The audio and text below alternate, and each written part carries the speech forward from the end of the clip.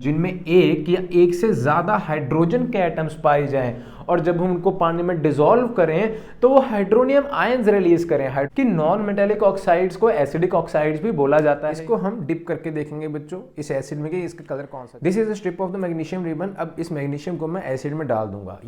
Hello मेरे प्यारे बच्चों, welcome to my YouTube channel Imperial Academy. आज हम करने जा रहे हैं class 10th ICSE chapter number 3 acid bases and salts. सबसे पहले बच्चों पढ़ेंगे हम एसिड्स के बारे में, then bases and then salts. सबसे पहले एसिड्स होते क्या हैं? The compounds which contain one और मोर हाइड्रोजन एटम, जिनमें एक या एक से ज्यादा हाइड्रोजन के एटम्स पाए जाएं और जब हम उनको पानी में डिसॉल्व करें तो वो हाइड्रोनियम आयंस रिलीज करें। हाइड्रोनियम आयंस मैंने आपको पिछले चैप्टर जो है कंपाउंडिंग केमिकल बॉन्डिंग, उसमें मैंने समझाया था कि हाइड्रोनियम आयन कैसे बनेगा।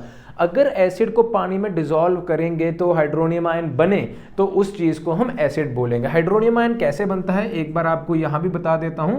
देखिए HCl में मान लीजिए हमारे पास हुआ कोवलेंट कंपाउंड, ये कोवलेंट बॉन्डिंग हो गई। अब जो Cl है वो ज्यादा इलेक्ट्रोनेगेटिव है तो shared pair of electron Cl की तरफ ज्यादा रहेगा।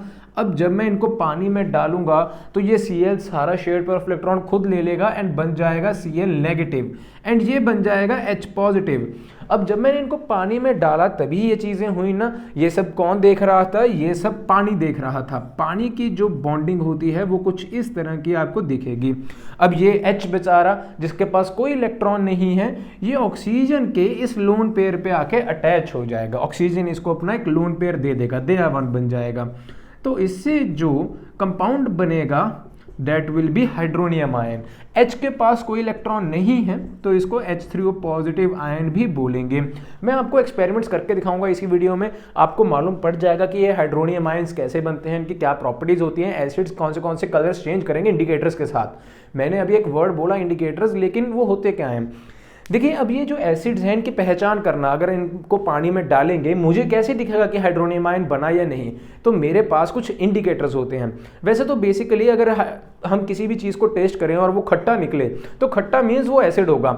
एसिड्स हैव अ सोर टेस्ट इन नेचर, लेकिन सभी एसिड्स को तो हम टेस्ट कर नहीं सकते। जैसे HCl है, सल्फ्यूरिक एसिड है, इनको अगर हमने टच भी कर लिया, ये क्रोसिव इन नेचर होते हैं, हमारी जीभ साड़ देंगे, हमारे जो स्किन पे आ जाएगा, स्किन बर्न हो जाएगा। सभी एसिड्स को तो टेस्ट कर नहीं सकते, तो हमने बनाए बच्चों इंडिकेटर्स। इंडिकेटर्स क्या काम करते हैं? इंडिकेटर्स का काम ये है कि किसी भी गिवन सब्सटेंस को बिना हाथ लगाए, बिना टेस्ट किए बता देना कि ये एक एसिड है या ये बेस है। आप बचपन से करते आ रहे हो कि इंडिकेटर्स कैसे होते हैं, जैसे कि ब्लू लिटमस मान लीजिए, रेड लिटमस मान लीजिए। अब एसिड की बात कर रहे हैं तो ब्लू लिटमस लेना पड़ेगा। अब एसिड्स करते क्या है, देखिए ब्लू लिटमस को अगर मैं एसिड में डाल दूंगा वो रेड कलर में चेंज हो जाएगा। ये कैसे? एक्सपेरिमेंट में बताऊंगा आपको, अभी करके दिखाऊंगा। रेड बच्चों पूरा डार्क रेड नहीं होता, थोड़ा सा लाइट रेड ही रहता है। मैं आपको बताऊंगा, करके दिखाऊंगा, आपको एकदम क्लियर हो जाएगा, लेकिन थोड़ी देर में, अभी नहीं। अब बच्चों चलते हैं कि एसिड की कौन सी टाइप्स होती हैं। देखिए टाइप्स ऑफ एसिड्स, ये बच्चों आप नोट्स अगर बना रहे हो तो ये आप लिख लीजिएगा, साथ में बहुत काम आएगी डेफिनेशन। कई बुक्स में ये डेफिनेशन चेंज्ड है, तो मैं कहूँगा ये डेफिनेशन लिख लीजिए, काफ़ी इजी डेफिनेशन है एंड पूरे नंबर भी दिलाएगी। तो बच्चों अब एसिड्स कौन सी तरह के होते हैं? सबसे पहले तो आते हैं बच्चों सोर्स। सोर्स के टाइप पे वो दो तरह के बांटे गए हैं, एक ऑर्गेनिक एसिड जो हमें नेचर में मिलेंगे एंड दूसरे आएंगे इनऑर्गेनिक एसिड, या इन्हें हम मिनरल एसिड्स भी बोल देते हैं, जिन्हें हम खुद प्रोड्यूस करते हैं, नेचर में नहीं मिलते ये। अब ऑर्गेनिक एसिड जो होते हैं वो नेचर में वीक पाए जाएंगे। फॉर एग्जांपल जो नींबू है, लेमन में जो एसिड निकलेगा नेचर ने खुद बनाया है, किसी ह्यूमन ने इंजेक्शन नहीं लगाया उसमें नींबू में कि ये खट्टा हो जाए।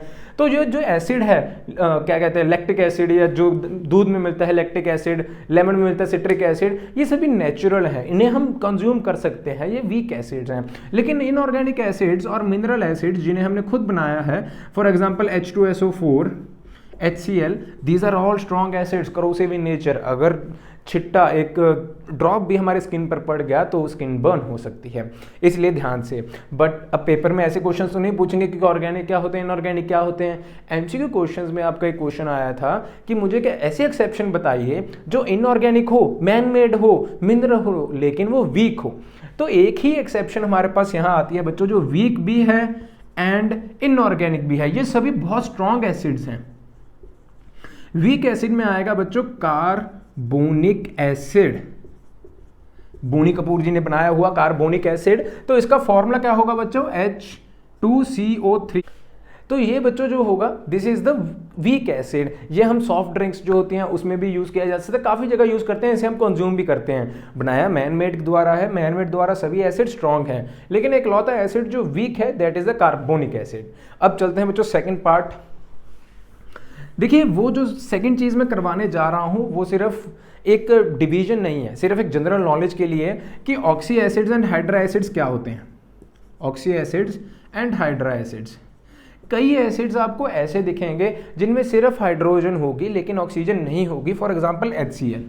जो ऐसे एसिड्स हैं जिनमें ऑक्सीजन नहीं है वो आ जाएंगे बच्चों हाइड्रा एसिड्स की कैटेगरी में। अब एक एसिड ले लेंगे H2SO4, इसमें आपको ऑक्सीजन की मात्रा दिख रही है तो ये बच्चों आ जाएगा ऑक्सी एसिड्स में। So the acids which contain the atom of the oxygen are known as oxy acids and the acids which do not contain the atom of oxygen, molecule of oxygen, are known as hydra acids.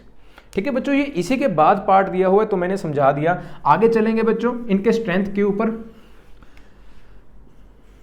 Strength के basis पे हमारे पास जो acids आएंगे that is of two types. Is strong acid, strong का मतलब बोले तो बच्चों कॉन्सेंट्रेट एसिड। देन हमारे पास आ जाएगा बच्चों वीक एसिड्स। अब जरूरी नहीं कि कॉन्सेंट्रेट एसिड स्ट्रॉन्ग ही हो एंड डाइल्यूट जो है वो वीक ही हो, ये डिपेंड करेगा बच्चों कि उनका सोर्स क्या है, ऑर्गेनिक या इनऑर्गेनिक। फॉर एग्जांपल अगर हम डाइल्यूट HCl लें, इसी के साथ मैं सभी एक्सपेरिमेंट्स करूंगा डाइल्यूट HCl के साथ, क्योंकि अगर मैंने कॉन्सेंट्रेट ले लिया तो मुझे भी खतरा है बच्चों कि मेरे ऊपर कोई ड्रॉप ना गिर जाए। ठीक है, मेरे पास पूरे सामान औजार तो नहीं है कि एक्सपेरिमेंट्स अच्छे से करके दिखा सकूं, लेकिन पूरा समझा जरूर सकता हूं अच्छे से करके। मेरे पास ट्यूशन पे बच्चे आते हैं तो उनके ऊपर ना गिर जाए, इसलिए मैंने डाइल्यूट ही लिया बाजार से। एंड वीक जो होगा मान लीजिए concentrate CH3COOH, this is the acetic acid जो सिरके में पाया जाता है। ये कॉन्सेंट्रेट भी इससे वीक ही रहेगा। तो ऐसी एक धारा मत बनाइए कि कॉन्सेंट्रेट होगा तो स्ट्रांग ही होगा, डाइल्यूट होगा तो वीक ही होगा। बस ये स्ट्रेंथ के ऊपर डिपेंड करता है कि कोई एसिड स्ट्रांग होते हैं, कई एसिड्स वीक होते हैं। आप ऐसा समझ सकते हैं कि concentrate HCl is far more greater than dilute HCl। अगर सेम में कंपेयर करोगे तो ये सही होगा। चलिए इसके बेसिस पे कभी कोई क्वेश्चन नहीं आता, क्वेश्चंस जो आएंगे अब तीसरी टाइप जो है उसके ऊपर आएंगे, दैट इज द बेसिडिटी। अब एसिड्स हैं, एसिड्स को कौन सी चीज़ के ऊपर डिफाइन कर दिया, बेसिडिटी। एंड जो बेस हैं उनको किसके ऊपर डिफाइन कर दिया, एसिडिटी। उल्टा काम कर रहे हैं साइंटिस्ट। आप ऐसे याद रखिएगा कि बेसिडिटी क्या होती है, मैं वो भी बता देता हूँ। बेसिडिटी द नंबर ऑफ, एक मिनट, the number of H3O positive ions on ionisation of single molecule of acid. अगर एसिड का एक मॉलिक्यूल मैं आयनाइज करूं यानी कि पानी में मिक्स करूं तो मुझे बदले में कितने H3O पॉजिटिव आयंस मिलेंगे, वो बताएगा बेसिडिटी।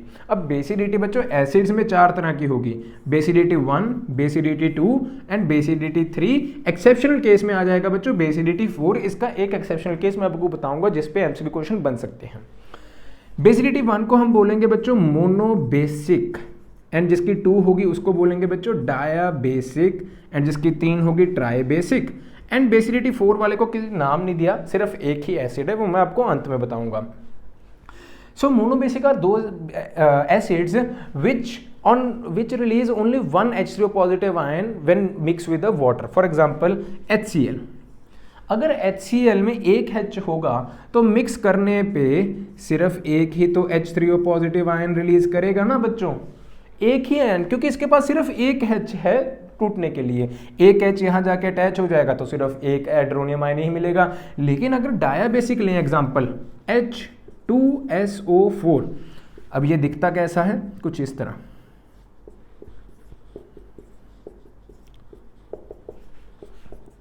जब मैं इसको पानी में डालूंगा बच्चों, एक H यहां से, एक H यहां से, एक ही मॉलिक्यूल 2 H देगा तो 2 हाइड्रोनियम के आयंस बनेंगे, इसीलिए ये बन गया डायाबेसिक। तो डायाबेसिक का एग्जांपल H2SO4, काफी इजीली आपको समझ में लग गई। अब ट्राइबेसिक की बात करते हैं। ट्राइबेसिक में मान लीजिए फोस्फोरस, फोस्फोरिक एसिड H3PO4। अब इसका जो स्ट्रक्चर होगा बच्चों कुछ इस तरह का होता है, OOH HOHO। पानी में डालूंगा बच्चों एक H यहाँ से, एक H यहाँ से, एक H यहाँ से, 3 H मिलेंगे एक ही मॉलिक्यूल से, तो ये क्या हो गया, ट्रायाबेसिक। एक्सेप्शनल केस बच्चों जिसकी बेसिडिटी 4 होती है, that is a silicic acid. Silicic acid, कई बच्चे इसको सिलिकिक एसिड भी बोल सकते हैं, आप जैसा मर्जी बोलिए। इसका जो फॉर्मूला है that is H4SiO4। This is the formula of silicic acid. अगर आपको एमसीक्यू क्वेश्चन या एक्सेप्शनल क्वेश्चंस में पूछा जाए तो आप इसका आंसर जानते हो। अब जरूरी नहीं बच्चों कि अगर H किसी के पास 3 या 4 है तो वो ट्राइबेसिक डायबेसिक ही होगा। फॉर एग्जाम्पल एक कंपाउंड ले लेते हैं CH3COOH। अब कई बच्चे कहेंगे कि ये भी तो सर 4 के एग्जाम्पल में आ गया, क्योंकि यहाँ एक H, यहाँ 3, टोटल H 4 हो गए, तो ये भी एक्सेप्शन बन गया। लेकिन ऐसा नहीं है। जब हम इसका स्ट्रक्चर बनाएंगे ये कुछ इस तरह का दिखेगा। बच्चों आप गौर कीजिए कि H जो है ऑक्सीजन के साथ सिर्फ एक लगा है, तो ये ही ब्रेकडाउन होगा। ये C जो इन तीनों H को जाने नहीं देगा, सॉल्यूशन में जो भी रिएक्शन होगी या सॉल्यूशन होगा उसमें पार्टिसिपेट नहीं करने देगा, तो सिर्फ एक ही हाइड्रोनियम आयन रिलीज होगा। इसलिए ये मोनोबेसिक में ही आएगा। इसलिए आप कंफ्यूजन मत होएगा कि जितने H होंगे उतने ही वो डायबेसिक ट्राइबेसिक होगा, ऐसा नहीं है। वो कंपाउंड पे भी डिपेंड करेगा। ठीक है बच्चों, अब चलते हैं हम आगे, प्रिपरेशंस ऑफ एसिड्स। अभी तक एक क्विक रिवीजन बता देता हूं बच्चों। मैंने एसिड्स के बारे में बता दिया कि एसिड्स क्या होते हैं, जो पानी में डिसॉल्व होकर H3O पॉजिटिव आयन रिलीज करें वो एसिड्स होते हैं। Acids organic and inorganic source के ऊपर डिपेंड करेंगे। Organic are weak acids and inorganic are strong acids. Inorganic में एक एक्सेप्शन आती है जो आएगी कार्बोनिक एसिड की, जो वीक एसिड भी है, और वो यूज कहाँ होगा, सॉफ्ट ड्रिंक्स में यूज होगा।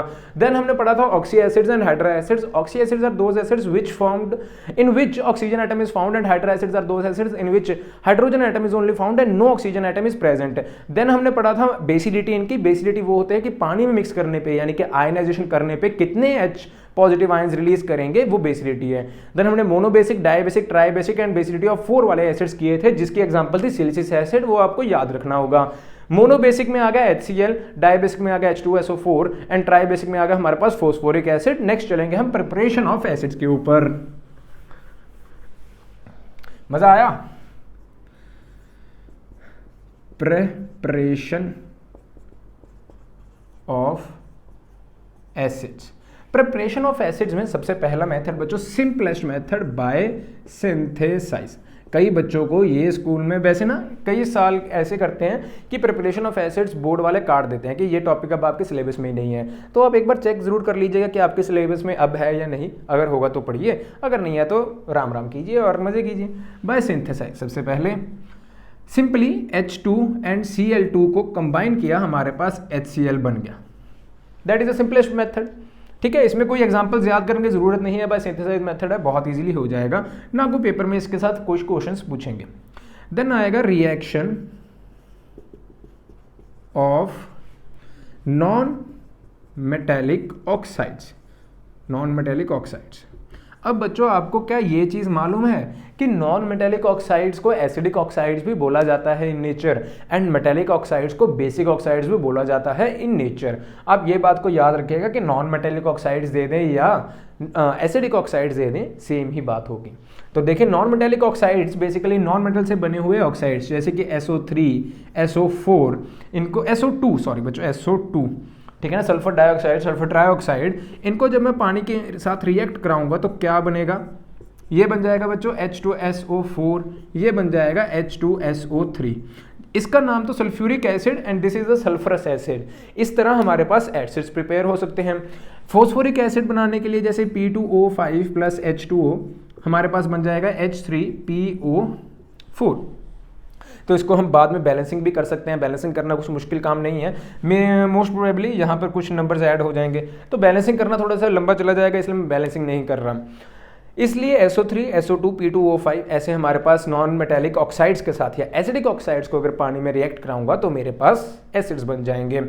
अब तीसरा मेथड आएगा बच्चों, third method is reaction of non metal with nitric acid. अब निट्रिक एसिड के साथ नॉन मेटल्स को अगर रिएक्ट करूंगा तो क्या बनेगा, इसको बच्चों ऐसे भी लिख सकते हैं, और ऑक्सीडेशन ऑफ नॉन मेटल्स। काफ़ी इजीली ये आप सल्फ्यूरिक एसिड, जब आप लास्ट चैप्टर्स में चले जाएंगे ना, सल्फ्यूरिक एसिड वहाँ भी आपके काम आएगा। होना क्या है बच्चों, HNO3 HNO3 is nitric acid, इसके साथ रिएक्ट कराएंगे बच्चों S को रिएक्ट कराने के बाद हमारे पास जो बनेगा H2SO4 एंड NO2 अलग हो जाएगा। ठीक है, इसी के साथ हमारे पास reactions of non metals with the nitric acid भी हो गए, एंड ये थर्ड था। अब बच्चों एक चीज़ आपको और ध्यान में रखनी होगी, इसका एक एक्सेप्शनल केस, एक दो मेथड्स और भी हैं वो भी मैं सिखाऊंगा बच्चों। सबसे पहले एक एक्सेप्शनल केस कर लीजिए, NO2 को हम मिक्स्ड और डबल एसिड एनहाइड्राइड भी बोलते हैं। ऐसा क्यों, अभी बताता हूँ। हाइड्राइड, जब बच्चों ये NO2 है ना, नॉन मेटेलिक ऑक्साइड है, नॉन मेटेलिक ऑक्साइड को पानी के साथ रिएक्ट कराया, मेरे पास दो तरह के एसिड्स बन जाएंगे, HNO2 एंड HNO3। वो बच्चों nitric acid and this is nitrous acid, this is nitrous acid and this is nitric acid. ये एग्जांपल आपको याद करनी पड़ेगी। क्वेश्चन ऐसे पूछ लेते हैं कि कौन से नॉन मेटेलिक ऑक्साइड को हम डबल एसिड एनहाइड्राइड और मिक्स्ड एसिड एनहाइड्राइड बोलते हैं। डबल इसलिए बच्चों क्योंकि इसको सिंगल नॉन मेटेलिक ऑक्साइड्स को पानी के साथ रिएक्ट करने पे मेरे पास निट्रस एसिड एंड निट्रिक एसिड दोनों चीजें मिलेंगी, इसलिए बच्चों हम इसे ऐसा बोलते हैं। देन लास्ट बच्चों हमारे पास by displacement reaction, double displacement reaction करेंगे। कैसे, NaCl नमक को H2SO4 में रिएक्ट, मेरे पास बच्चों H2SO4 नहीं है वरना मैं नमक को जरूर रिएक्ट करके दिखाता, लेकिन आपको बहुत मजेदार एक्सपेरिमेंट्स करके दिखाऊंगा, इंडिकेटर्स कैसे काम करते हैं वो सब बताऊंगा, बिजली कैसे जला सकते हैं हम एसिड्स के, वो सब कुछ। NaCl plus H2SO4 gives HCl plus NaHSO4। ये आप जब चैप्टर आएगा ना क्या कहते हैं हाइड्रोक्लोरिक एसिड, इस चैप्टर में भी आप रीड करेंगे। ठीक है, अब बच्चों चलते हैं इनके प्रॉपर्टीज की तरफ। दो तरह की प्रॉपर्टीज की बात करेंगे, फिजिकल एंड केमिकल। जो बच्चों फिजिकल चेंजेस होंगे, फिजिकल प्रॉपर्टीज होंगी, उनमें क्या आ सकता है, देखिए इनका टेस्ट जो होगा वो खट्टा होगा, यानी कि सोर टेस्ट के ये दिखेंगे। ब्लू लिटमस को ये रेड में चेंज कर देंगे, ब्लू टू रेड। तीसरा बच्चों इफेक्ट ऑन स्किन, स्किन के ऊपर ये क्रोसिव इफेक्ट भी डाल सकते हैं एंड कोई इफेक्ट भी नहीं शो करेंगे, क्योंकि अगर कोई स्ट्रॉन्ग एसिड होगा क्रोसिव इफेक्ट डालेगा, अगर कोई वीक एसिड होगा वो कोई इफेक्ट नहीं शो करेगा। देन हमारे पास आ जाएगा बच्चों इंडिकेटर्स। इंडिकेटर्स में आप लिख लीजिए, ये क्वेश्चन अक्सर आ जाता है। इंडिकेटर्स अगर लिटमस पेपर हो, litmus paper blue to red, वो मैंने आपको बता दिया। मिथाइल ऑरेंज हो तो वो क्या होगा, मिथाइल ऑरेंज। मिथाइल ऑरेंज जो बच्चों है वो ऑरेंज कलर का होता है, ऑरेंज टू पिंक कलर का दिखने लग जाएगा मिथाइल ऑरेंज। मैं आपको करके दिखा दूंगा, लेकिन अगर टर्मरिक पेपर लेंगे, टर्मरिक क्या हल्दी का पानी लेंगे तो कोई चेंज नहीं आएगा। जैसे फिनोल्फ्थलीन है, फिनोल्फ्थलीन क्या है बच्चों, कलरलेस रहेगी, कलरलेस टू कलरलेस ही रहेगी, नो चेंज। तो हम ऐसा भी लिख सकते हैं, कोई चेंज नहीं आएगा, नो चेंज। इलेक्ट्रोलाइट, अगर इसमें हम बिजली कनेक्ट करना चाहें, बिजली बहुत बढ़िया कंडक्ट होगी, करके दिखाऊंगा।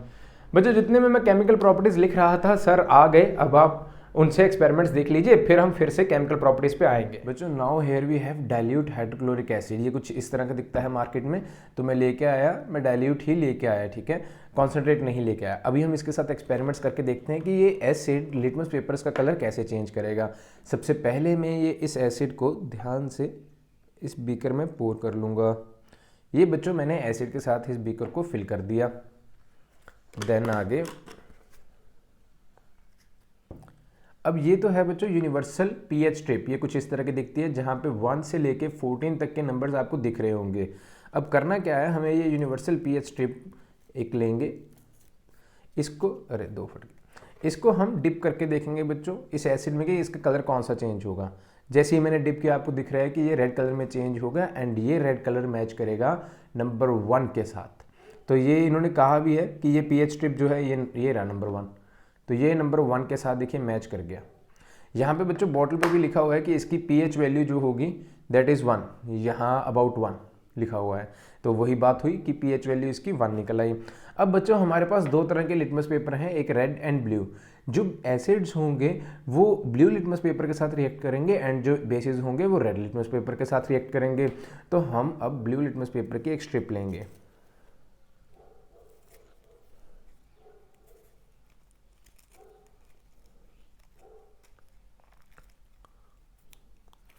So this is our blue litmus paper. अब इसको डिप करेंगे तो बच्चों बिल्कुल रेड नहीं होगा, लेकिन हल्का सा ये जो रेडिश कलर आया है एसिड्स की वजह से आया है। बिल्कुल ऐसे डार्क रेड तो नहीं होगा, लेकिन थोड़ा सा रेड ज़रूर होगा। अब कई बच्चों का सवाल होगा कि अगर रेड को मैं डिप कर दूंगा तो क्या होगा। अगर बच्चों मैं रेड को डिप कर दूंगा इस एसिड्स में तो इनका कोई चेंज नहीं होगा, it will remain the same. अभी मैं करके दिखा देता हूँ बच्चों। This is the red litmus paper, I have dipped, no change. Red litmus paper का डिप करने पे कोई भी चेंज नहीं आएगा, ठीक है। अगर यही मैं इसको ब्लू लिटमस पेपर को डिप करूंगा इट विल टर्न रेड।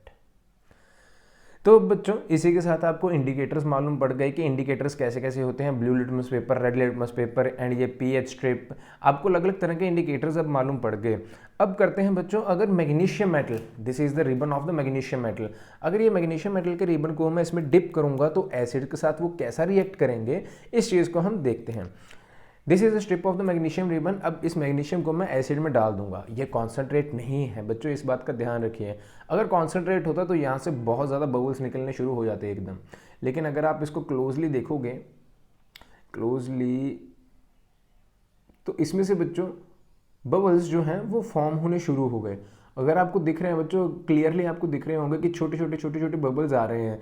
क्यों ये बबल्स किस गैस के हैं? ये हाइड्रोजन गैस के बबल्स आपको रिलीज होते हुए दिख रहे हैं। धीरे धीरे करते ये बिल्कुल ही वाइट हो जाएंगे। अभी के लिए इसको रखते हैं। एक और एक्सपेरिमेंट आपको करके दिखाता हूं जिसमें आपको ये प्रूफ हो जाए कि ये इलेक्ट्रोलाइट्स हैं। इलेक्ट्रोलाइट्स आर दो substances which can conduct electricity in their liquid form. तो देखिए ये मेरे पास एक बैटरी होगी and this is the bulb. इसको मैं कनेक्ट करके दिखाता हूं। मैंने बच्चों इस एसिड में डिप करूंगा, बल्ब जल पड़ा। एसिड में डिप किया और बल्ब चल पड़ा, इसका मतलब कि ये बिजली कंडक्ट करते हैं, है ना बच्चों। ये आ गया हमारे पास। इसका मतलब ये जो एसिड्स होते हैं दैट आर गुड इलेक्ट्रोलाइट्स। जो वीक एसिड्स देखिए, आप धीरे धीरे देख रहे हो कि क्या हो रहा है बच्चों, ये बिल्कुल ही वाइट में चेंज हो गया और जो बबल्स हैं वो कॉन्टिन्यूसली रिलीज हो रहे हैं। धीरे धीरे ये बिल्कुल ही पाउडर फॉर्म में आ जाएगा। बहुत ही सारे बबल्स यहाँ रिलीज हो रहे हैं, अगर आपको दिख रहे होंगे। देखिए यहाँ से देखिए बेटर व्यू, वो उधर को चला गया बच्चों। तो इसी के साथ बच्चों ये एक्सपेरिमेंट्स तो खत्म हुए। अब सर के पास दोबारा से चलते हैं। जो भी सर की थोड़ा सा समझाना रहेगा chemical properties and physical properties, वो दोबारा से करते हैं। चलिए। तो बच्चों आई होप आपको एक्सपेरिमेंट समझ में आ गए होंगे। बढ़िया एक्सपेरिमेंट्स हो गए। आपको इलेक्ट्रोलाइट कैसे काम करते हैं वो सभी समझ में आ गया। ब्लू टू रेड कैसे चेंज हुआ वो भी आपने देख लिया।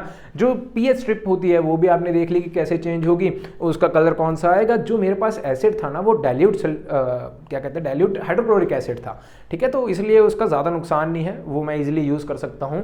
अब हम चलते हैं बच्चों केमिकल प्रॉपर्टीज़ के तरफ। केमिकल प्रॉपर्टीज़ में क्या आएगा, अगर मैं एक मेटल, जैसे सर ने करके दिखाया था, एक मेटल को एसिड में अगर डिप करें तो वो क्या रिलीज करेगा बच्चों, वो बन जाएगा एक तो salt and main hydrogen gas liberate करेगा। आपने देखा होगा छोटे छोटे बबल्स दिखे होंगे अगर आपको, तो वो क्या थे, हाइड्रोजन गैस के थे।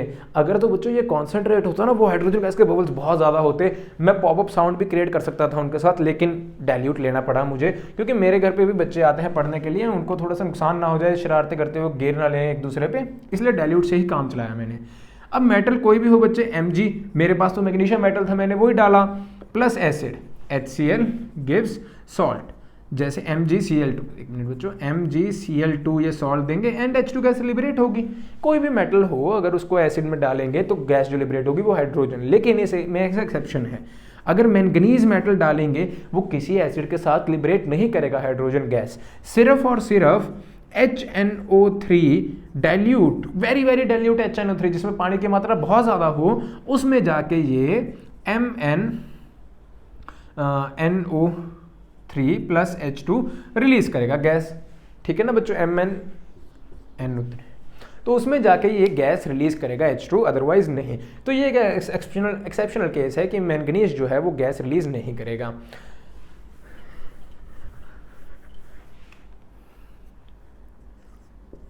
सेकेंड बच्चों is base plus acid gives, base plus acid gives salt plus water. For example base हमारे पास बच्चों आया, जैसे ले लेते हैं CuO प्लस एसिड जो है H2SO4 we will give CuSO4 जो एक सॉल्ट हो गया, देन हमारे पास निकलेगा H2O जो पानी होगा। ये आपको याद रखना पड़ेगा कि अगर बेस एंड एसिड वो सॉल्ट एंड H2O देगा, एंड इस रिएक्शन का नाम जो होगा that will be neutralisation reaction. Neutralisation reaction, sorry बच्चों इतना एग्जैगरेट करने के लिए, बहुत भावनाओं में बह गया था इसलिए मैंने इतना दबाव देके बोल दिया। अब न्यूट्रलाइजेशन रिएक्शन ये आ गई। देन हमारे पास बच्चों थर्ड आ जाएगा metal carbonate plus acid. Metal carbonate plus acid gives, फिर से वही बच्चों सॉल्ट देगा, लेकिन अब कार्बन साउंड आने से वो एक CO2 भी रिलीज करेगा, साथ ही पानी। फॉर एग्जाम्पल बच्चों CaCO3 से बढ़िया एग्जाम्पल कोई मुझे याद नहीं आती, तो CaCO3 plus HCl it will give CaCl2। एक तो बच्चों ये आ जाएगा। देन कार्बन होने की वजह से कार्बन डाइऑक्साइड परमानेंट रहेगी एंड पानी भी हमेशा रिलीज करेगा। बच्चों ये जो सॉल्ट होगा ना, ये सॉल्ट वो बुक में कोई भी दे सकते हैं, पेपर में कोई भी सॉल्ट दे सकते हैं आपको। देखिए क्वेश्चन कैसे आएगा मैं अभी बता देता हूँ। मान लीजिए क्वेश्चन वो दे देंगे, कुछ ऐसा दे देंगे, चलिए Na2CO3 plus HCl gives A plus B plus C and balance this equation. तो आपको ABC फिल करने होंगे, 3 नंबर का क्वेश्चन आएगा, बहुत easy. Na plus Cl gives NaCl। इसको ट्रिकी करने के लिए बच्चों यहाँ भी गैप दे देंगे A का एंड बताएंगे कि क्या कैसे आएगा NaCl। तो आपको याद रखना पड़ेगा कि यहाँ से HCl एसिड यूज होगा, एंड B एंड C में हमेशा कार्बन डाइऑक्साइड एंड वाटर तो रिलीज होगा ही होगा। इस तरह के क्वेश्चंस बहुत बार देखे गए हैं बच्चों पेपर में। देन हम आगे चलेंगे बच्चों फोर्थ पार्ट की तरफ। Metal sulphide plus acid gives salt plus sulphite है टी। बच्चों टी है, अगर डी होगा तो कुछ और होगा, लेकिन अगर टी है तो metal sulphide plus sulphur dioxide plus water. अब देखिए अगेन कैसे, मेटल सल्फाइड मान लेते हैं बच्चों Na2SO3 प्लस एसिड मान लिया HCl, ये हमें देगा NaCl plus SO2 plus H2O। ये आपको अब याद रखना पड़ेगा कि सल्फर डाइऑक्साइड निकलेगा अगर सल्फाइड आया, लेकिन उसी की जगह अगर मेटल का सल्फाइड हुआ तो बच्चों बिल्कुल ही अलग केस है। Metal sulphide plus acid will give salt plus hydrogen sulphide या हाइड्रोजन सल्फाइड की बजाय आप ऐसा भी लिख सकते हो H2S। Metal sulphide plus acid gives H2S। कैसे, मान लीजिए हमारे पास फिर आ गया मेटल सल्फाइड बच्चों का अकेला S होगा, Na2S प्लस H2SO4 ले लेते हैं एसिड कोई भी आप ले सकते हो या कोई भी एग्जामिनर आपको दे भी सकता है, एसिड दे सकता है। तो ये आ जाएगा हमारे पास Na2SO4 प्लस H2S। वाटर अगर रिलीज करना हो तो कीजिए, नहीं करना होगा तो मत कीजिए, वैसे नहीं होगा, ऐसा इतना ही आंसर आएगा हमारे पास। इसी के साथ बच्चों एसिड्स का सारा पार्ट खत्म हो गया। आई होप आपने नोट्स भी बना लिए होंगे, अगर नहीं बनाए तो आप बैक करके पॉज करके नोट्स भी बना लीजिए। मेरी थोड़ी राइटिंग स्पीड तेज़ है एंड बोलने की स्पीड भी तेज़ है, ताकि बच्चों को 1.5 1.4 करने की ज़रूरत ना पड़े। लेकिन अगर आपको फिर भी कोई दिक्कत लगती है मुझे इंस्टाग्राम पे ज़रूर बताइए, मैं कोशिश करूंगा कि उस दुविधा का समाधान निकाल सकूं। कोई भी क्वेश्चंस हो, क्वेरीज हो, मुझे इंस्टाग्राम पे ज़रूर पूछिए, मुझे कमेंट सेक्शन में बताएं। कोई भी सजेशंस हो मैं अगली वीडियो में ज़रूर उसको ठीक करूंगा। अभी के लिए बच्चों अलविदा, इसके बाद इसका नेक्स्ट पार्ट लग जाएगा जो होगा बेसिस एंड सॉल्ट्स के ऊपर। मिलते हैं नेक्स्ट वीडियोज़ के साथ, अलविदा, थैंक यू, टेक केयर।